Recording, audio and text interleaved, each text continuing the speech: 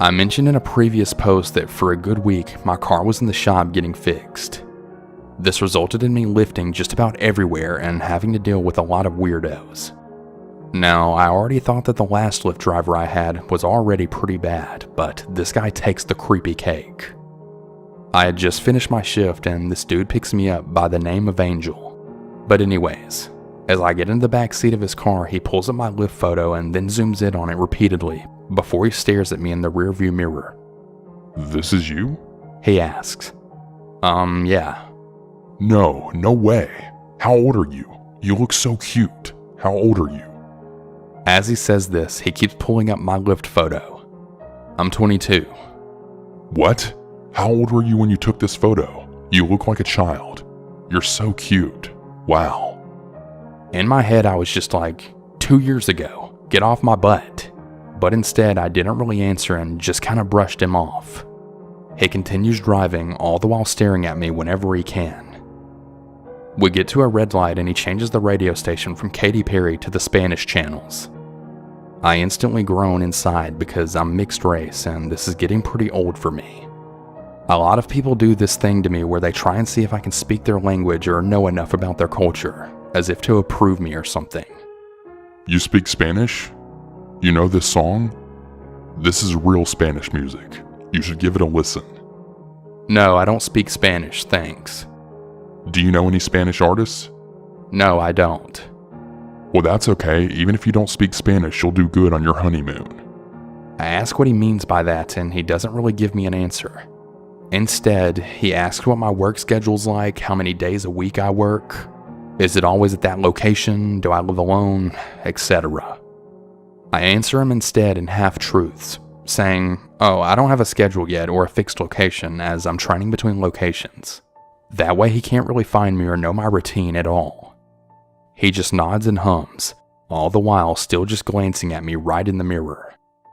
A car cuts him off and then he honks before stating loudly, Move! Move! I have a really pretty girl in the backseat of my car."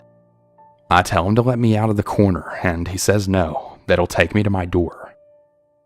Because I don't want it to be too obvious that I'm freaked out, I tell him to go up to these random townhouses which are all connected by a path and park. He lets me out at the front of some random house and I move behind it and then wait until he drives off before I zigzag around all of these pathways. I mean, hell. I almost got lost myself by walking around all these weird pathways until I finally found myself home. So yeah, Angel, let's definitely not encounter each other again.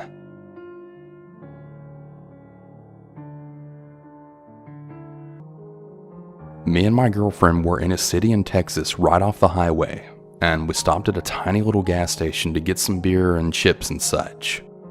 For some reason, when we pulled in, I felt the need to say, "I actually think I need to come in with you this time," which was really weird because I usually always stay in the car whenever we go places, or if I do get out, I don't ever feel the need to announce it. When we walked in, everything felt normal. We were kind of just laughing and joking around about the half-naked Modelo girl cutout had a super pixelated face. We then started looking at all of the beer and I was being really indecisive, but could tell that we were both getting really sketched out, so I just grabbed 2 coconut margarita type drinks without even thinking about it and rushed to the counter, thinking that we needed to get out of there really quickly. There was this growing feeling of being watched. It was like pure malice that I haven't felt before. I can't really describe it. There was an old Hispanic man leaning on the ice cream cooler right by the counter and pretty much watching every customer. Everything just felt slow. It's hard to explain. When I put my things on the counter, the man started smiling at us really wide and then started talking in a very strange manner. It was like he was trying to be charming or personable, but really just came off as really creepy. Outside the door, I could see a man in a red jacket also just staring through the doors, just watching and waiting. It was pretty obvious now. These men were waiting for us. It's really hard to explain the overwhelming feeling of dread that we had, and I didn't really talk about it until we were driving out of the parking lot. The man in the red jacket was still circling the building and watching us as the car drove off. The city we were in, it has a pretty bad reputation for having a lot of human trafficking victims coming in and out, and I honestly think that they were just waiting to find the perfect victim. I honestly think that if I hadn't gone in with my girlfriend when I did, she probably would have been taken, or maybe they would have taken me from the car. I've never had such an intense looming feeling of doom and paranoia in my life. It seems very mundane, but it was definitely a very close call. We kept discussing it the rest of the night.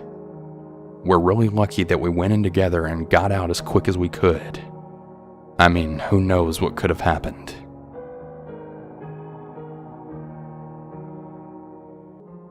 The story happened a couple of years ago after a breakup.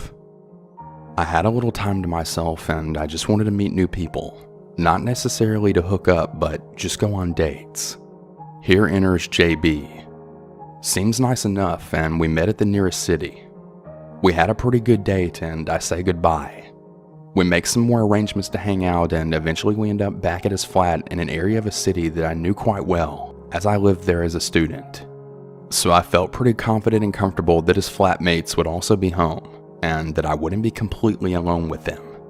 We're sitting downstairs watching The Office when his flatmates come home and they're making their meals, and then he suggested finishing watching an episode upstairs before I left for the bus. Well, he has the smallest room with a single bed and no chairs. He lays down on the bed and I sit on the end of it. He encourages me to move up and I awkwardly do just that. He says that he can't see, so to lie down.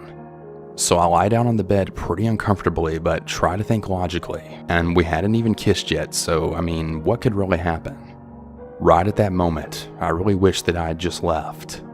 Without even a cuddle or anything, the guy just grabs my arm and then tries to shove my hand down his shorts. Nope. Luckily for me, I was kind of clutching my handbag pretty close-ish, and I just flipped out of the bed into a standing position, threw my bag over me, and then ran downstairs, with him saying, "Oh my gosh, I'm so sorry. Please don't leave." He had no shoes on and he didn't know that I used to live in the city. I was so out of there and down a different street that we had come down earlier. I was totally freaking out at the bus stop and on the phone trying to get a lift home before he finds me. I finally make it home and no, I never see him again. I never saw him again, but make no mistake, that wasn't the last time I heard from him. He went mighty quiet after I ignored his messages begging for me to meet up with him again. I spied on his Facebook when he did go quiet, just a little curious. And he had just moved in with a girlfriend. I mean, this was mere weeks after the event. Who moves in with someone that quick? Or maybe he was already seeing her. I guess I'll never really know. Cue about 6 months and nothing. I hadn't been on Plenty of Fish for a while after that. And then in January, I get a message from him. He split with his girlfriend and he just wants to meet, chat, and have a coffee with me. Being a little bit lonely, I kind of thought about it. I agreed, but I said that we could only meet in public. He agrees. We make plans on that evening and I'm leaving work and he says that he can't make it and that I should just meet him at his place. Nope. I decline and I go straight home. This goes on for a further 6 months and him badgering and guilting me into saying that I'd meet him at a coffee place and then him changing the plans last minute, then me canceling. This probably sounds like nothing until about June, when I'd been messaging my friend who had lived the next town over. Let's call my friend M. M had a really psycho ex-girlfriend that he had told me all about, and M had a very normal name, but it was spelled pretty unusual, at least to me anyway.